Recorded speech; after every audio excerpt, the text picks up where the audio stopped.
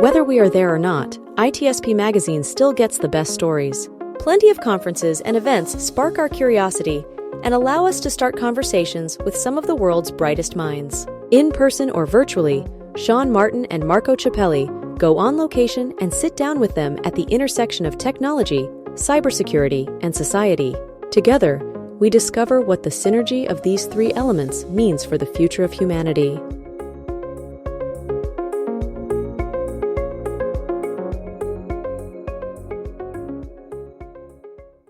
And hello, everybody. You're very welcome to a new brand story episode here on ITSP Magazine. This is Sean Martin, host of Redefining CyberSecurity Podcast, where I get to talk about all kinds of cool things cyber and the cool people behind the programs and the products and the tools and all the good things that are going on in our industry.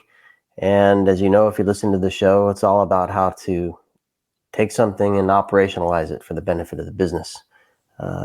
Not just to manage risk and reduce exposure. Those are important pieces, which we're going to talk about today. But it's all in the support of generating revenue and protecting that revenue when we generate it. So I'm thrilled today to have Rogier Fischer on. Good to see you. Very nice to be here, Sean. It's a pleasure to have you on, and I'm excited to learn more about Hadrian and its inception and the challenges that you help teams overcome. Before we get into what you actually do as the co-founder and CEO of the company, maybe a quick look back to some of the things you've done working up to launching Hadrian. Yeah, very quickly. So I started out as an ethical hacker. I think as a lot of people in this industry do. Started out when I was a teenager, primarily focused around Dutch banks, but got my street cred on some of the Hall of Fames of the larger tech companies as well. I really enjoyed offensive cybersecurity or ethical hacking because it feels like you're solving puzzles. It's technically complicated, but at the same time, there's a very clear goal and sometimes a bit of an adrenaline rush when you finally find something. So yeah, spent quite a lot of teenage years there. And rolled into the cryptocurrency game afterwards. Started my own cryptocurrency exchange in 2012, which turned out, in hindsight, was a very good time to start a cryptocurrency exchange. So from 2012 to around 2020, I built that company until it was acquired. And it became relatively big. We were around 50 people managing slightly more than $1 billion in crypto assets under management. So the company got acquired by a competitor, and I left. And about a year later, I started Hadrian together with some good friends of mine that I used to hack together as teenagers as well. Nice one. And when you're hacking, I mean, let's just say what Hadrian does, because you basically help companies eliminate the risk exposure, right? Or minimize the risk exposure. I don't know if we ever get 100%, but I presume how you view this problem is deeply rooted in how you attacked organizations when you were working as a hacker. Oh yes, 100%. So also you won't hear me claim that we solved the problem completely of cybersecurity. I don't think there's any such company out there. What I think is what we can give you is a piece of visibility of how you look like from an attacker's point of view, right? That's where our experience lies, and that's what we automate with Hadrian, where we believe that by building tooling and applying AI to automate some of these steps as well, we can reach a certain scale of testing that traditional methodology just can't, traditional pen testing or traditional vulnerability scanning, which gives you visibility of some of the exposures that you have. It's not even about remediation yet. I think that's a very solid next steps, but it's about getting visibility, prioritizing those things that matter most, and then giving the customer the tools to remediate that as well. So giving them clear guidance on how to solve some of these problems. So what are some of the area? Well, let me before I go there. What was the drive to start the company? Was it something you kept seeing over and over and over, an experience you had, or something your co-founders Yes, experience? it was actually something that Oliver and Oliver went into join another cybersecurity startup after his hacking career, and basically continued his hacking career, whereas I went into the cryptocurrency startup. But we both noticed that the tooling there that we used to exploit a lot when you were hacking manually, which was primarily around reconnaissance and basically finding a full attack surface and then actually using tooling to attack those as well. We noticed that a lot of the existing tools in the market, they were too passive in nature, right? They were a bit too worried about actually launching attacks because, well, inherently these tools were more or less focused on third-party risk management or gaining just a very light touch view of your map of your attack surface. So what we noticed So because they're afraid of knocking something over. They're afraid of knocking something over, or they're not confident enough on what they've discovered belongs to you, and therefore they're not sure if they are allowed to actually run penetration tests on them, right? Because those are more intense and could be illegal to run on just a random asset. So there's a higher degree of certainty required to actually do the automated pen testing part than if you were just doing the passive scanning. So the problem with passive scanning is it generates a ton of data, which can be super interesting if you have a team of 20 to go through it and actually monitor, right? So you saw, especially in the finance sector, large security teams being able to actually extract a lot of value out of these tools. But in reality, the perhaps smaller security teams, especially in industrials and other smaller medium enterprise, you saw them not being able to really extract the value out of traditional ASM tooling. And that's where actually the automation that follows comes in, where you can combine multiple aspects of offensive security to basically automate the work for them in advance. People can still interact with the data as they used to be before, so they can still have a full view and map of their attack surface. But more importantly, they get a pre-digested understanding of what that data actually means to them and what exposures they are exposed to. And how much detail, because you said some of the existing tools or legacy tools may not go deep enough or broad enough and may not capture enough. What are some of the things that you bring into the picture that gives additional context, additional information, additional intelligence to really help paint a picture that's meaningful? So there's two important elements to that. The first one is just asset enrichment based on AI context. And why I'm saying AI in context, I don't like the word AI. At Hadrian, we have a very strict policy to only apply AI whenever it actually suits a purpose, right? Because in reality, every time you use AI, you add a lot of computational resource, but you're also adding a lot of statistics around false positives, right? You don't know what's exactly going on. So you only add AI whenever you truly feel a need that this adds value to the outcome. So AI is great at, and especially machine learning is great at being trained to understand context.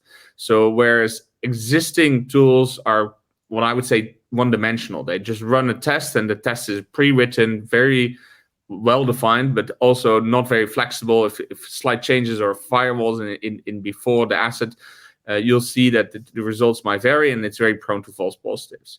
If you add AI into that equation and you can basically create specific and custom attacks through your customers' environments, you'll be able to massively reduce the false positives, but you'll also be able to massively reduce the amount of tests you will have to run in any way.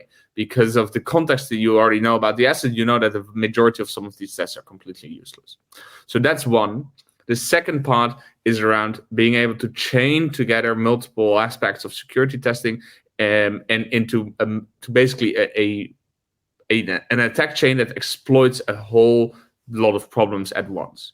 So I think proxy shell is probably the most clear example of this, where in order to exploit a proxy shell attack, you abuse three different vulnerabilities. Traditional vulnerability scanners are very good at identifying the individual vulnerability, and they will run a scan, get a true or false on that test result, and then you know whether you're vulnerable. But you're seeing now more and more that the automated pen testing tools in the market, such as Hadrian, they're able to chain these attacks in parallel or in linear fashion in order to execute them fully. And again, here is where AI comes into play, because there's a requirement of a certain flexibility of how these tools can be chained together. And again, you want to predict the best way to accomplish that. And this is something, again, meaning, on that point, meaning what? Meaning how the attacker would normally put them together, or how you'd put them together in your environment, or both? So in reality, once we're in one way, that's our main focus. So we will not try and prioritize then that there's multiple different ways, but automatically, inherently in how the system works, you'll try many different permutations of different attack paths. And that's, again, something that is allowed by understanding that context, because you know what to test for, right? In reality, so let's look at, let's say in theory, you have about 500 potential next steps that can happen after you run a test. If you have 5 or 6 of those steps, you already can imagine that the amount of permutations and possible iterations are going to be trillions. You don't have your own cloud capacity for that. Cloud costs will go through the roof, but also on the customer end, they will not necessarily appreciate you running that amount of testing, right? Especially if you want to be able to do this on a continuous level, like we try to do with Hadrian. You basically have to bid a certain statistical relevance, understand what is needed to test for right now, and what is most likely to result in a positive outcome. A positive outcome being a successful breach. And successful can be exploitable, currently exploited, signs of indicators of compromise, all of those things. It's a good question. No, it's not all of those things, because it's a very proactive tool, so to say, right? So we do not detect when you've been breached. We're equivalent to manual penetration testing, but then in an automated scale. Hence, we would always be able to give you insights around how somebody can breach you. We do have our own threat intelligence integrated as well. So whenever we find a way to get into your environment, we can also say, look, there are threat actors that are currently exploiting vulnerabilities like these, but we cannot determine whether you are actually actively being exploited right now. Got it. So view of where the exposure is, and the ability to paint a full picture of that exposure based on a collection of vulnerabilities that you've uncovered. Exactly. And what you'll figure out, and what we see constantly is that on average, companies that we work with, they have tens of thousands of CVEs exposed to the internet, which is what traditional attack surface management tools have been telling them. In reality, when you go and actually try and exploit those CVEs or combine the CVEs that rely on multiple things happening at the same time, you'll see that there's probably less than 50 that are actually leading to direct exposure to the company. And that's on top of the idea that a lot of exposure doesn't come directly from CVEs or vulnerabilities. I'd say that probably around 1 in 5 of our critical findings are just exposed files and credentials on sensitive paths, heap dumps that are exposed, backups that are exposed. And all of these things are tend to things that perhaps a vulnerability scanner might pick up, but traditional attack surface management would not. They often don't even load the DOM of a page. And therefore, it often falls into this gap where nobody's really looking for, nobody's really monitoring for it, but it leads to a lot of risk and exposure and obviously sometimes even very low-hanging fruit in terms of data breaches. So talk to me a bit about, because you mentioned continuous or at least regular assessments and scanning. We both know an environment isn't static, right? Things are changing there. Data is changing, systems are changing, being added and removed. And of course, on the other side, threats aren't slowing down. So exploitations are constantly changing. The way they attack, the way they connect different exploits to do their deed changes as well. How does what you do at Hadrian kind of help stay on top of that, so you have a continuous but not then just a never-ending growing list of stuff? No, it's a very good question, and especially your point around environments not being static, right? They change a lot, and that is also why manual pen tests that you do every quarter or sometimes even every year, they tend to have problems slip through the gaps during that year, or you introduce problems that you might only figure out much later. So one of the most important modules that we've developed, so our system is completely modular, and all those modules, they can interact with each other. One of the first modules that we developed is just a detection for change, just to understand, has something changed on this asset?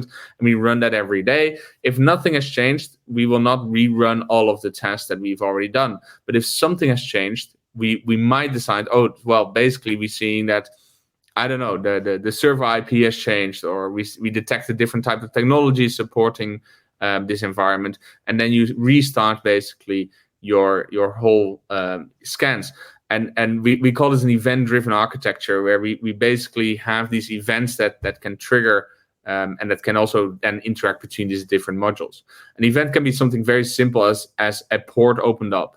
And therefore, we want to retest something. The event can also be external, like you said, where we've already mapped you and done like the old school attack surface management stuff, where we know what type of technology you're running somewhere. And at some point, there comes out some news around, I don't know, Fortinet or Palo Alto releasing a 0-day into their VPN software. At that point, we already know where you would be running that software. So whenever our threat intelligence implies, look, we have this new vulnerability, you need to start testing for this, we know already exactly where to test for it, and we trigger an event that will only retest that asset for that vulnerability. So instead of doing the whole exercise again, you want to be very specific what you do, because if you are very specific in what you do, you can do it far more often, and thereby you can reach that almost continuous level of monitoring.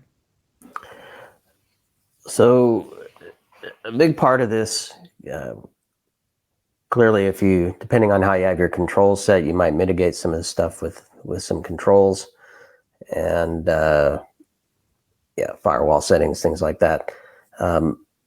But sometimes you can't get away from the need to patch, right? And we've seen things like Log4j and others where teams scramble to find them all everywhere and patch them all everywhere. And it may or may not be that they need to do all of them in every place, right, all at once. Might be based on business need, might be based on exploitability, might be there might be a piece missing in the attack chain, right? That says, exactly. Well, they might pop that, but they're not going to get anywhere because of your specific environment.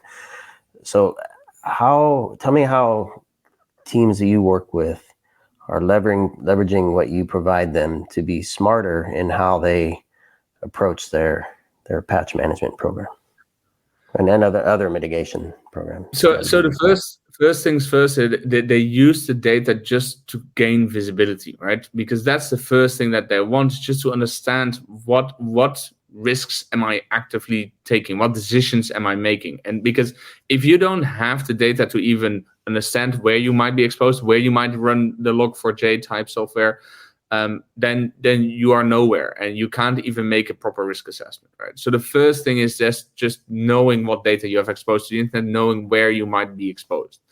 And then the second part to it is actually that exploitability, which is so crucial to understand whether we were able to autonomously create an exploit and execute that or not, is a huge driver for priority. Because quite frankly, if we were not able to, I will never exclude that it's not possible. It's just that it means that most likely it's far more complicated, and from an automated fashion, you're most likely not going to receive an attack that way. You still might be attacked by somebody manually, but obviously the vast majority of attacks on the internet, they happen already in an automated fashion. So you want to be at least, you're sure that you're relatively safe against those ones. And again, that ties back into the prioritization, because if there are automated ways to get into those systems, and we do find a way to exploit a Log4j vulnerability or something like that, then obviously that also tells exactly the opposite of the story. We're saying, look, if we can automatically exploit it, there's at least 100 threat actors out there that are also running internet-wide scans on this specific vulnerability, trying it in a specific manner. And one of them is surely just as capable as we are in terms of building our automation around this. So in that sense, it gives them feedback that they should probably look at that one first. Yeah, makes perfect sense. So as we wrap here, one of the things that always sticks in my mind is we do. There's a lot of work, right, involved. There are analysts. There are teams working together. You have to collaborate with IT. You probably have a SIM team, a SOAR team. You're organizing things with it as well in the SOC. For me, it comes down to how do you communicate, or how do the customers you work with communicate to whomever cares that what we're doing matters, right? And there's this is such I don't necessarily like the MTTR, MTTD, all that, right? Yeah. All that stuff. But how do you say it? This is probably one of my biggest mistakes when starting Hadrian as a company is underestimating this part of the problem. Whereas, look, my background was an ethical hacker. I wanted to ethical hack. I wanted to reach scale. I wanted to provide you with insights. And the first year and a half when we built our platform, we didn't focus on that part of the user experience. We didn't focus on providing the user with tools to interact and integrate into existing security controls. And what we noticed was that even though people were buying our software for the findings, the main feedback that kept on coming was like, okay, but it would be so useful if I can just automate some of the workflows from this. Because we were like, yeah, but we're automating the hacking part, and then afterwards, I just want to integrate into your ticketing system, and good luck with it. And what we learned is that often, especially for large conglomerates, subsidiaries, etc., they also don't have proper ticketing systems, and they don't even have their own proper security controls to the level that I would expect them to have them sometimes. And what we ended up saying about a year ago was, okay, we're going to have to focus on building features where you basically take control over the risk management into the platform. One of the first things we launched was just a secure share feature where you can give any email in your organization access to one particular risk, not the rest of the platform. And that person can then interact on that page, on that risk, as if they were a user of our platform.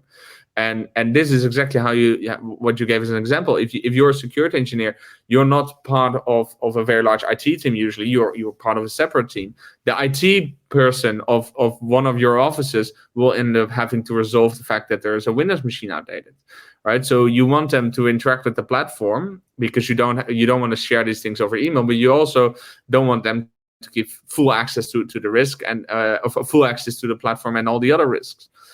So about a year ago, we really started building features around the workflows that come with risk remediation.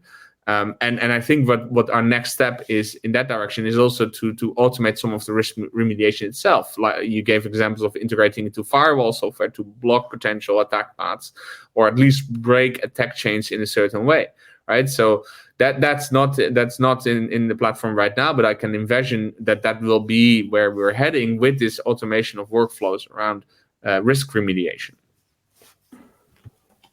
I love it. It's cool stuff.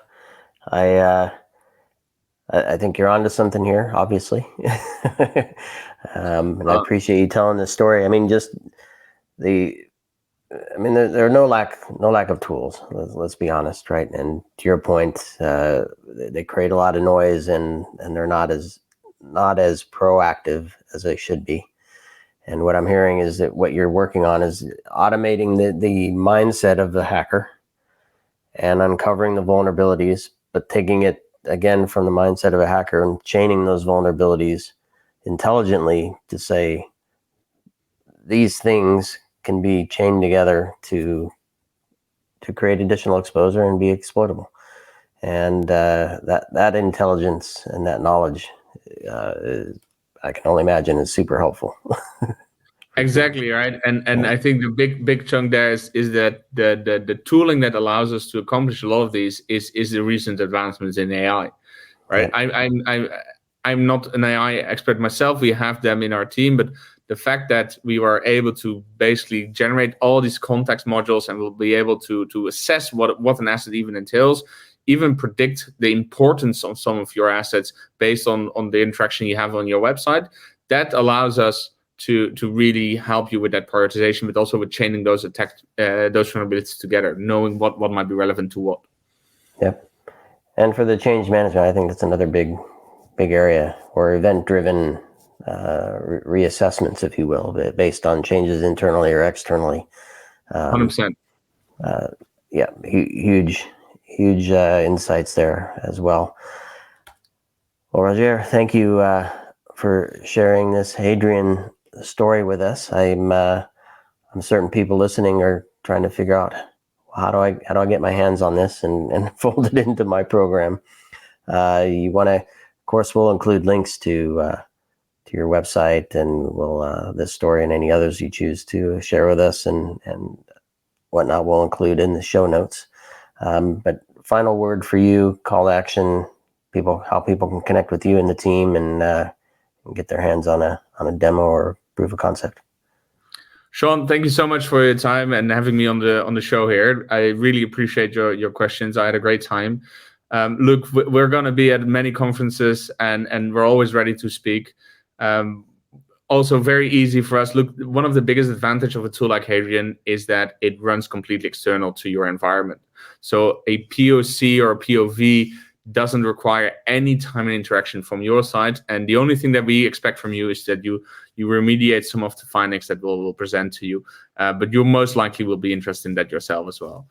So please reach out if you feel like your existing attack surface management is not helping you enough in that prioritization question, and we'll be able to help you. Perfect. All right, there you have it, everybody. Connect with Rogier and the Hadrian team and get your assessment started. And I do appreciate everybody listening and watching this brand story here on ITSP Magazine. And I appreciate Hadrian telling the story with all of us. Keep well, everybody. Thanks again, Rogier. Thank you, Sean. Bye-bye.